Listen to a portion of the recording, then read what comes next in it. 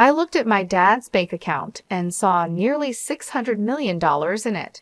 I thought to myself, this money is all mine now. I don't need you anymore. After my kind father-in-law passed away, I was still grieving when my husband came to me and casually dropped the news that he wanted a divorce. It turns out he was only showing his true colors after getting his hands on the $600 million inheritance from his father. He saw me as nothing more than an ATM, just waiting for Dad to pass away so he could live a lavish life without having to work. I had seen glimpses of his true nature before, but I never realized he was this awful. Before I knew it, I was clenching my fists, angry at myself for being fooled into this marriage. I could accept being deceived, but I couldn't stand him speaking badly about my kind father-in-law. Fine, I said, hand me those divorce papers. I snatched the papers from my husband, signed them quickly, and threw them back at him. All right, the rest is up to you, I told him. Yeah, leave it to me, he replied, smugly. He offered to send my belongings, and I walked past him, out of the living room, and left the house. I knew my husband would regret divorcing me. Sure enough, he called me later, panicking when I explained that the $600 million was just a fantasy. My name is Mary, I'm 45 years old, and I work in sales. My husband John is also 45, and he used to work in sales, but now stays at home. There's a story behind him becoming a homemaker, but to explain that, I should start with my first husband. This is my second marriage. My first husband died in a work accident 5 years ago, leaving me a widow. Between life insurance and severance pay, I received about $600,000. Since my first marriage happened later in my 33s, we didn't have any children. I inherited the money along with my ex-in-laws, but they told me, we're almost 82 years old and don't have much time left, so we don't need it. I couldn't accept that and decided to give the money to my ex-brother-in-law and his wife, who were living with my ex-in-laws. However, they also said, we don't need much since it was my brother's money. You should use it, so they only took a small portion of the money. In the end, after paying a significant amount in inheritance taxes, most of the money ended up with me. Combined with our savings and the fact that I had a job, I became fairly well off by the age of 41. But even with all that, sitting alone at home and looking at the numbers in my bank account, I felt empty. When I came home from work, no one was there, and no one ever would be. The bed beside me stayed perfectly made, just as it was before I went to sleep. The worst part was when I accidentally made breakfast for two. As I took a bite of the second piece of toast, I thought, this must be what it feels like to have a hole in your heart.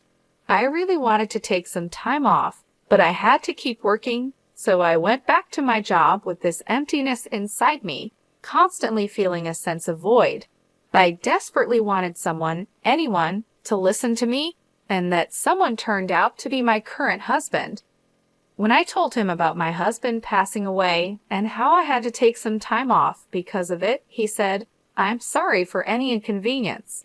I quickly replied, No, it was no inconvenience at all. Besides, your husband was a lucky man to have someone who cared for him so much. I'm sure he was very happy. He then shared a bit about himself, saying, As for me, I'm terrible at relationships. Even when I do date someone, I get dumped quickly. I know it's because of my careless personality, but it seems hard to change who you are. My husband and I were business acquaintances before we got to know each other better. I knew he was a cheerful person, so when I visited his company, I ended up telling him everything. Normally, anyone would find such a dark and heavy story off-putting, but he listened quietly and then cheered me up with some light-hearted jokes. His words and smile seemed to fill a bit of the hole in my heart. He continued to listen to my stories, and we started meeting outside of work. One day, while we were talking, I accidentally dropped a receipt, and he jokingly said, Wow, my wallet is twice as thick with coins.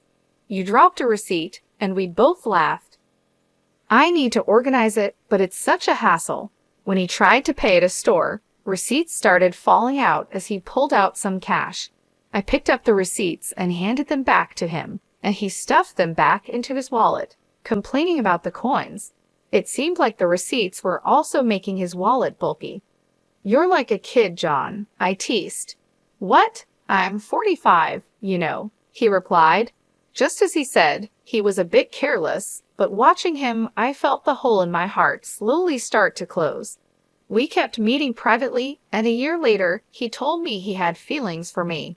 It had only been a year since my previous husband passed away, so I was torn, but I felt like my late husband was telling me, "Don't stay stuck, move forward." So I decided to start dating John. People around us had their opinions, but making that important decision helped me begin to heal. However, just a month later, John gave me an even bigger concern and asked me to make an incredibly important decision. Shouldn't we get married? Given our age, it's better to decide sooner rather than later. This time, I couldn't hear my late husband's voice guiding me. It felt like he was telling me to trust my own intuition and keep moving forward, so I decided to marry John. "Okay, let's get married," I said, surprising even myself with how quickly I made that decision. It was likely John's personality rubbing off on me. I started to think that a bit of carelessness wasn't so bad if it made me more positive. At the same time, I learned from John that too much carelessness could be problematic. "Wait, live with your dad?" I asked. "Yeah, just recently, he got sick and needs help with daily living. He kept working past 73, thinking he was still young, and now this happened." "What about your mom? Is she helping him?" "Huh, didn't I mention it? My mom's not around. My parents divorced when I was young, and I haven't seen her since. This is the first I'm hearing of it. Sorry, don't be mad, but it's a heavy topic to bring up when we weren't sure about getting married yet, right? I figured I'd tell you later. Even if you put off talking about living together, you could have told me about your parents. I would have known that living together might be an option." "Well, let's not sweat the small stuff.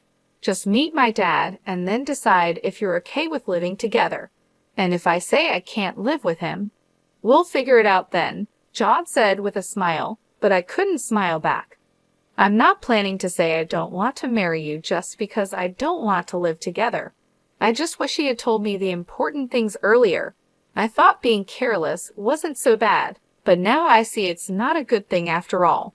In the end, I agreed to meet his father, as John suggested.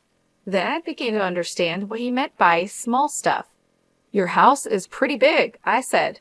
"Just a bit. It's just me and Dad, so we have some extra rooms. If you move in, you can use any of the spare rooms," John replied. I was about to meet his dad for the first time, so I was a little nervous. Ignoring my feelings, John opened the gate and walked towards the front door.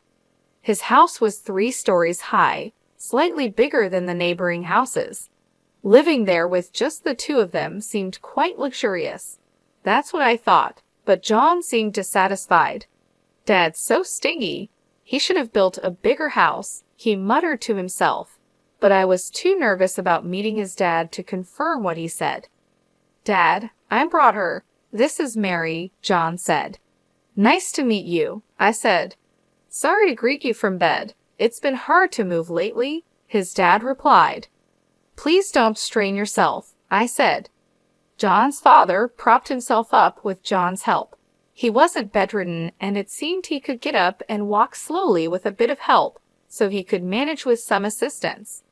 Despite his physical issues, his father seemed sharper than I expected. "So, Mary, you're in sales for office equipment.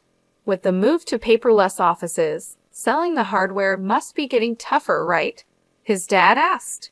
"Yes, industry-wide, equipment sales have been declining for about 11 years, so everyone is focusing on new services or business expansion," I replied. "Considering that the domestic market for the equipment is almost saturated, you need to look at countries where there's still demand for new services. IT integration might be the way to go. I think there's something called MPS, right?" he said. I completely forgot I was talking to my future father-in-law. The conversation flowed so naturally into work talk that I switched to work mode. His father didn't push too hard on the marriage topic either. He was probably being considerate of my feelings. After just a few minutes of talking, I found myself respecting him. I started to understand why John called living together small stuff. He probably knew I wouldn't oppose living with his dad. About 30 minutes into our conversation, his father said, "My back's starting to hurt. Sorry to cut this short, Mary, but I need to rest. Please take care of John. He's quite a chatterbox." "Sure, I will," I replied. Is sure the right response. His father seemed to cut the conversation short to avoid burdening me. I wanted to talk more, but I didn't want to tire him out. Feeling a bit disappointed, I left with John. On the way back, John told me more about his dad. "Dad's a serial entrepreneur," John said. "A serial what?" I asked. "A serial entrepreneur. He starts companies, grows them, then sells them. He's done it multiple times," John explained. "You can just buy and sell companies like that." I was surprised. Well, yeah. Selling one company involves millions of dollars. Starting and growing a company also needs a lot of money, so the sale isn't all profit. But still, Dad's pretty well off. He just doesn't like to spend. He could build a mansion that would make jaws drop, but he doesn't," John said. "Don't you know much about his work?" I asked. "He doesn't talk much about work or money. He never hired me for his companies or taught me how to make money. Living at home is the only way he spoils me. If he's got so much money, he could spoil me a little more, don't you think?" John replied. "Your dad probably has his reasons," I said. It seemed his father was quite an impressive person. It made sense that John might feel overshadowed by him. Given how incredible his father is, John probably got compared to him a lot, so it's understandable that he'd have some complaints. "By the way, why did your mom leave? Your dad seems so kind. It's hard to imagine their marriage not working out," I asked. "Mom spent a lot and wanted an easy life. After the divorce, people only came after Dad's money, so he decided never to marry again. He focused on work instead. With that much money, he could have spent a bit, don't you think?" John answered. "I don't believe in spending money just because you have it," I said. From what John told me, it seemed his mom relied on his father's money, so I couldn't agree with John on this point. But I think his words came from feeling inadequate compared to his father. Later, I talked with John about living with his father. His father currently relies on John for help and also gets assistance from a home helper when John is at work. I thought my husband and I would continue working while getting help from a home assistant to take care of my father-in-law. However, John surprised me with a different idea. "I want to quit my job and take care of Dad," John said. "What? Quit your job?" I was shocked. Dad's such an incredible person, right? I feel like I haven't done anything for him all this time, so from now on, I want to support him without relying on a caregiver. "I'll be like a homemaker," John explained. "I'll take care of the house too," John said. "Are you sure you won't regret quitting your job?" I asked. "I'd regret not doing anything for Dad more. I can go back to work after he's gone," he replied with a small smile. "That joke isn't funny," I said, feeling worried. I thought my husband might resent his father, but it turned out that wasn't the case. Despite everything, he really cared for his dad. "If you're going to be a homemaker, you better handle the housework properly," I warned. "Leave it to me," John said, puffing out his chest confidently. Since my father-in-law would cover his own expenses and my income would be enough for the two of us, I decided to leave the housework to my husband. When we got married and started living together, everything went as planned. I worked and John took care of the house. He managed the chores, handled the finances, and supported his dad. When I tried to help, he would say, "You're tired from work. I'll handle the house stuff. You rest." My father-in-law remained kind and shared many valuable stories with me. Our second marriage was going well. However, I noticed that my father-in-law would sometimes frown when he saw John doing housework. A month after we started living together, John began slacking off with the house chores. "You're sleeping on the couch again. You've been there all day, haven't you?" I asked. "No way. I went to the fridge when I was thirsty and to the bathroom too," John said, trying to defend himself. "That's not what I mean. What about dinner? Did you go grocery shopping?" I asked. "Dinner's ready. Don't worry," he replied. I glanced at the kitchen, but there was no sign of any cooking. All I saw was an empty container on the dining table. It was clear he had been lazy all day. From this, I realized what John meant by "dinner's ready." Perfect timing. The intercom rang, and John grabbed his wallet and headed to the door. I was too stunned to say anything. John had only handled the housework diligently for the first 3 weeks. After that, he gradually stopped doing anything, and I ended up cooking, cleaning, and doing the laundry. It's typical for someone with a careless personality to start strong and then quickly slack off. Caught up in the excitement of getting married, I hadn't foreseen this. My father-in-law, on the other hand, must have predicted it early on, which is why he frowned when he saw John doing housework. As my husband began to shirk his duties, my father-in-law started apologizing to me, saying, "That boy is so careless." "I'm really sorry, Mary. I hoped he'd become more responsible after getting married, but it seems he's just causing you trouble. If he becomes a burden, feel free to kick him out." "I wouldn't do that. Really, it's okay. I'm sorry. I've tried to correct him, but he's just, well, you know." "It's okay. But he isn't neglecting to help you, right?" I asked.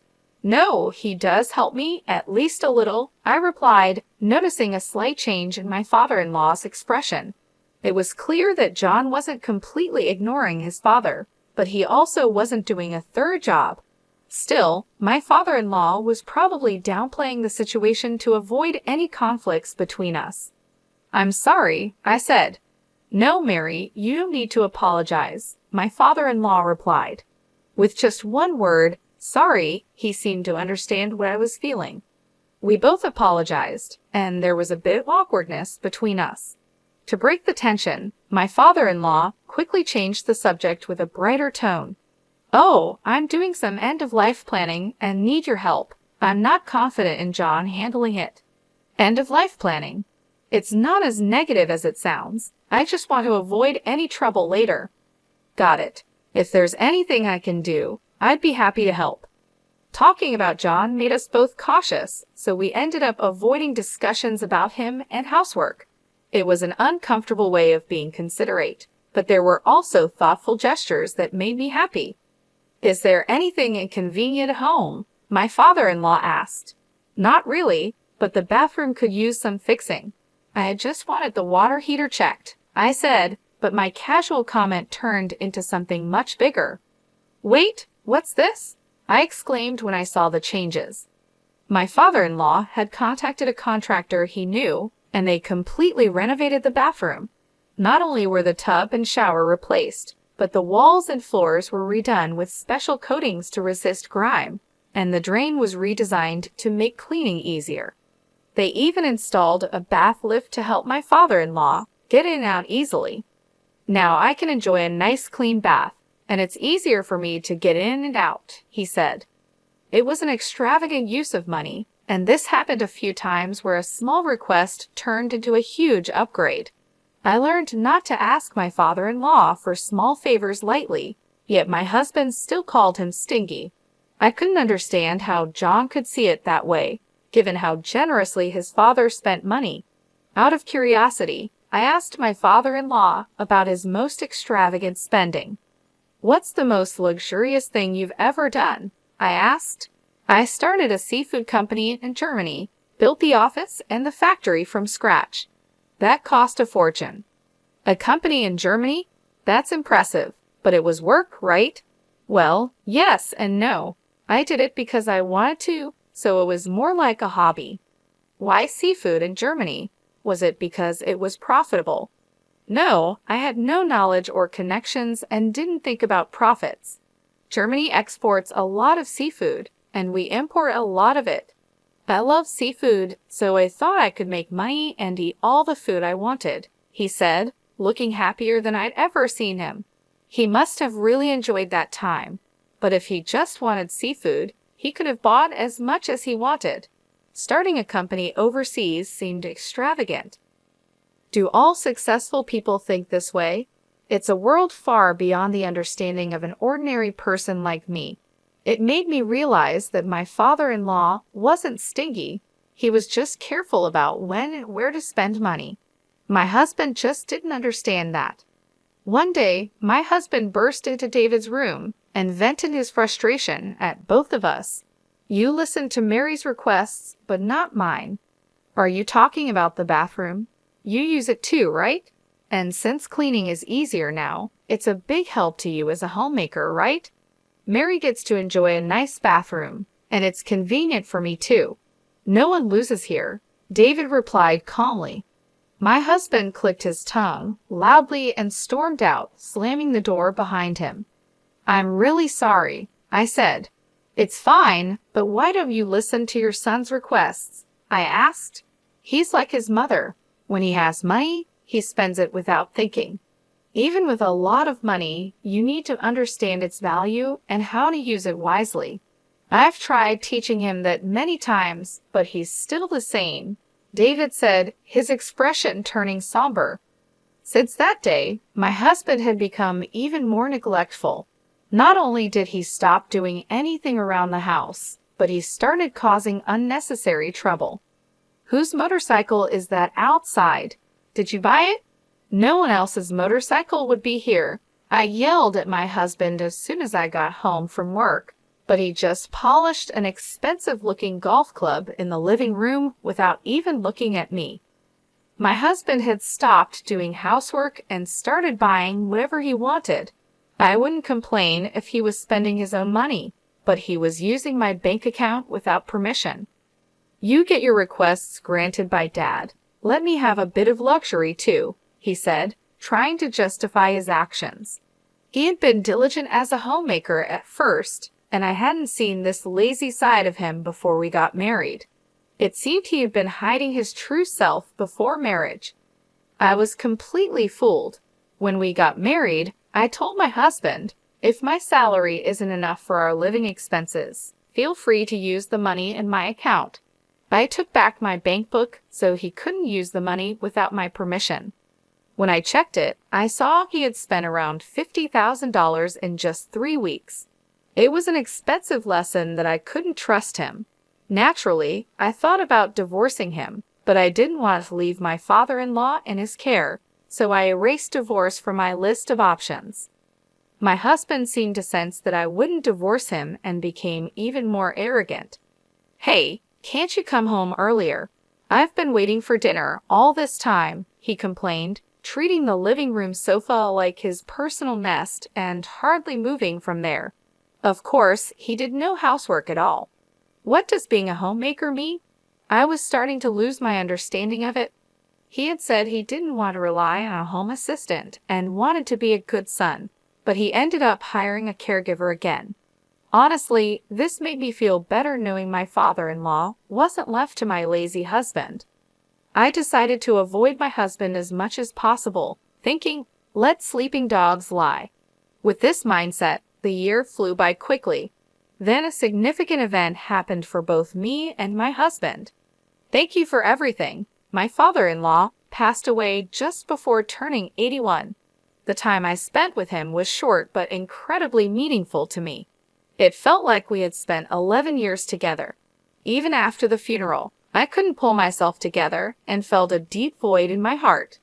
As I sat in the living room, lost in emptiness, my husband walked in with a cheerful expression. Hey, let's get divorced. What? That single word snapped me out of my daze. He was waving the divorce papers in my face. It wasn't a misunderstanding or a joke. I found Dad's bank account. Guess how much is in it? Nearly $600 million, so this money is all mine. You're no longer needed, ATM. When Dad collapsed a year ago, I didn't want to deal with taking care of him, so I looked for a wife. I figured you'd be an easy catch since you were grieving the loss of your previous husband. I see, so that's why you were in such a hurry to get married. That's part of it, but then I changed my strategy. You inherited money from your late husband, right? You never talked about it, but I figured his retirement and insurance would be substantial. I took care of Dad while you acted as the ATM until he passed away. It was easier than working. Now that Dad's gone, I'm set for a lavish life with his inheritance. Do you think you can get away with this? I asked, feeling the anger rising. Of course, I'm his son, so it's only natural I inherit his wealth. He worked until he collapsed, and I thought he'd live until 87, but he died sooner than expected, so I'm lucky, he replied smugly. I realized I was clenching my fists. It was my fault for being tricked into marrying him, and I could accept that. But I couldn't forgive him for speaking so badly about my kind father-in-law. I was ready to punch him, not caring about the trouble it might cause later. But then I felt like I heard my father-in-law's voice saying, "Stay calm." Right? There was no need to do anything rash. Are you sure about this? All right, give me the divorce papers, I said. I snatched the papers from my husband, signed them on the spot, and handed them back. Thanks for making this easy. I'll file these tomorrow. You can take all our savings. I've got $600 million, so take as much of that petty cash as you want, he said, clearly gloating. Okay then. Yeah, leave it to me. I'll file the papers and send you your stuff if you want, I replied, walking past him and out of the house. As I left, my anger started to fade, and I felt a wave of laughter rising. My husband would soon regret divorcing me. That $600 million was just a pipe dream. A few days later, while staying at a hotel and looking for a new place to live, my ex-husband called. Hey, what the hell did you do? He yelled. I instinctively pulled the phone away from my ear as he started shouting. He seemed confused, so I needed to explain what was happening. I can guess what happened, but why don't you tell me? I asked calmly. When I tried to withdraw money from Dad's account, they said this money can't be withdrawn. What's going on? There should be $600 million in there, he said, his voice full of frustration. Looks like you didn't know. Since your dad didn't spoil you, you never took an interest in his affairs, right? And he never discussed his work with you, I explained. Stop with the riddles. There's money, right? He demanded. Yes, there's $600 million, but it's collateral, so you can't touch it, I replied.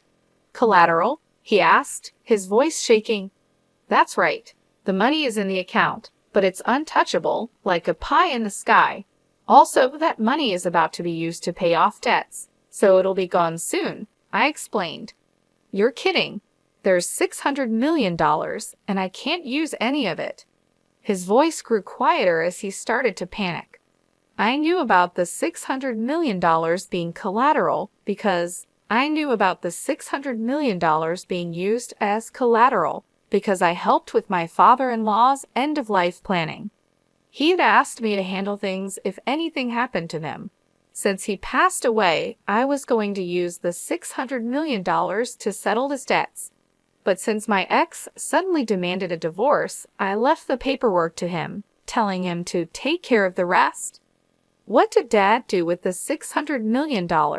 My ex asked. He used it for something he loved, I replied.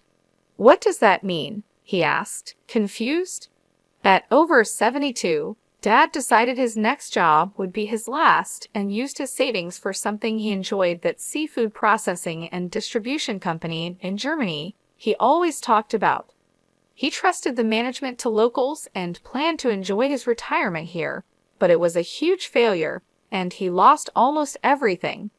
When he told me about it, he laughed, saying it was only natural since he did it without any real knowledge. He had no regrets about where he spent his money.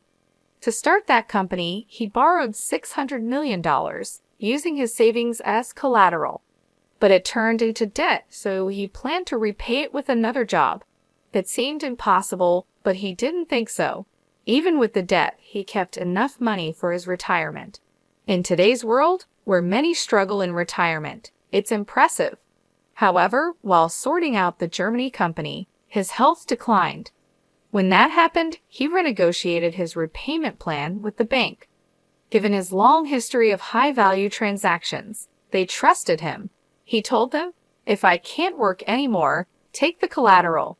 They agreed to a 2-year grace period, after which the debt would be paid off with the collateral if he couldn't work. That year is up, and it's time to settle the debt. So this $600 million is debt repayment money, and will soon be zero.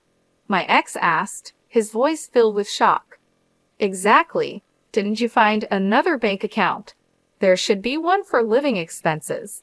Yeah, I found one with $80,000 in it. That's money you can use freely. It's your inheritance. $600 million turned into $80,000. Why didn't he prepare more for his retirement? My ex wondered, clearly surprised. I was surprised by the $80,000 too, but knowing him, he probably planned to add more if needed. He seemed capable of anything. And it looks like you haven't checked the will yet. Will? Dad told me he'd leave me about 20%. My ex said, "We're divorcing, so you could contest it as infringing on your rightful inheritance, but I'd like to honor his wishes." "I hope you'll agree to the 20%, I said, noticing he was breathing heavily. He thought he'd get $600 million, but the amount kept shrinking, and now he was panicking. Why did he waste so much money? He could have bought anything with $600 million, my ex yelled, frustrated. Yelling at me won't change anything. He was happiest when he talked about that time, so he had no regrets. It was his money, and he used it. He planned to repay the debt himself, so no one can complain. You just jumped to conclusions and got ahead of yourself, I replied. Why are you so panicked? I asked. The truth is, I thought I'd get $600 million, so I spent all my own money. My account is empty, he admitted. What? Seriously? I was shocked. My ex-husband had been spending money he didn't even have yet. Now that we were divorced, he couldn't rely on my savings anymore, and he was currently unemployed. I finally understood why he was so panicked. Still, you have a roof over your head and a house, so you can rebuild your life, right? I suggested. I'm almost 54, unemployed, and have only a little savings. What's going to happen to me? Please help me, he pleaded. Me? You have savings and a job, don't you? Why should I help an ex-husband? You're suffering the consequences of your own actions, I said firmly. Please, let's pretend the divorce never happened, he begged, but I ignored his pleas and hung up the phone. Having a careless personality is definitely not a good thing. With that thought, I went back to looking at property listings.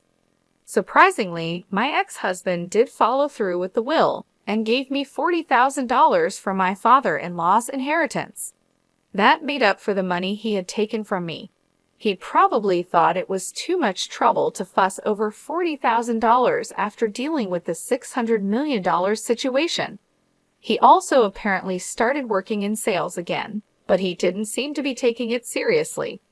The shock of not getting the $600 million affected his motivation, leading to frequent mistakes.